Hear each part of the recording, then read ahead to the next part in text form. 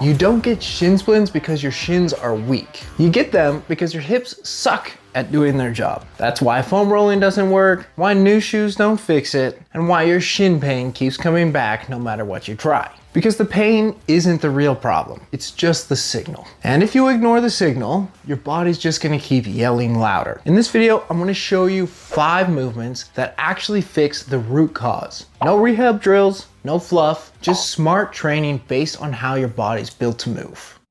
Let's get one thing straight. Shin splints don't mean your shins are weak. They mean something else is picking up the slack. You don't get shin splints from using your shins too much. You get them from using them to do jobs they're not built for. Jobs that should have been handled by your feet, your ankles, your hips, and your ability to absorb impact. So, before we talk exercises, here's what we're actually fixing. First, poor tibialis anterior strength and eccentric control. If you can't decelerate your foot during heel strike, your tibialis gets lit up fast. We need to load it functionally, not just sit there doing toe raises. Second, limited ankle dorsiflexion. If your ankle can't flex forward under load, something else has to absorb the impact. That something else is your shin. So we need to train dorsiflexion under load, not just stretch it on a wall. Third, poor foot mechanics and midfoot instability. If your foot collapses under impact, you lose your base. Tripod foot control matters, and most people flat out don't train it. Fourth, lack of posterior chain contribution. If your calves, glutes, and hamstrings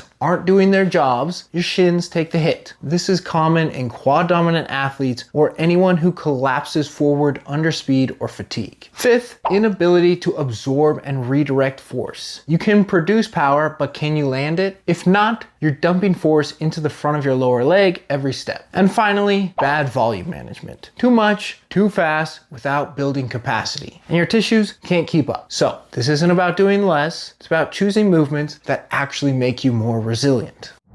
Now that you understand what's actually driving your shin splints, here are the 5 training movements I use to fix the problem, not just patch the symptoms. These aren't rehab drills. They're real exercises you can drop into your current workouts, loaded, progressed, and built to hold up under stress. First up, the standing kettlebell swap on a foam pad. This one forces tripod foot control, tibialis engagement, and hip stability all at once. You're not just balancing, you're resisting shifting load through the foot, ankle, and glute. Keep the foot rooted, slow the swap, and don't let that arch collapse. Second, the single leg glute bridge chest press with mini band dorsiflexion. The mini band pulls you into plantar flexion and your tibialis has to fight back isometrically. At the same time, the glute on that side is holding your pelvis up under anti-rotation. Press strong, keep the glute locked in, and pull the toes towards your shin the whole time. Third, step up hop to step down with contralateral load. Explosive on the way up, controlled on the way down.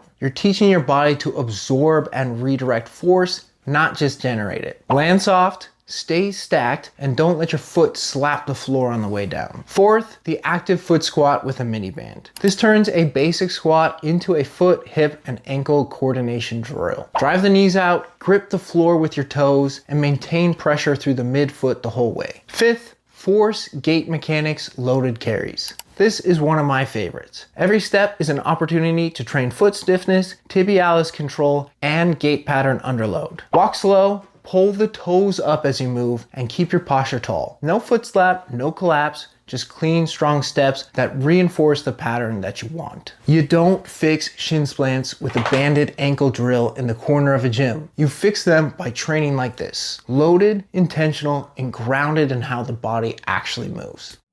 Shin splints aren't a mystery, they're a message. And if you've been chasing temporary fixes, foam rolling, stretching, icing, you've been missing the point. The pain is just a signal. The real solution is training smarter, building stronger feet, more resilient shins, and a body that knows how to absorb and redirect force. You've seen the movements, you've got the why. Now it's on you to actually train it. If this helps shift the way you think about pain and performance, hit subscribe. I break this stuff down every week and I don't waste your time with fluff. Drop a comment if you've been dealing with shin splints or you've tried any of these, and send this to someone who's still blaming their shoes for their pain.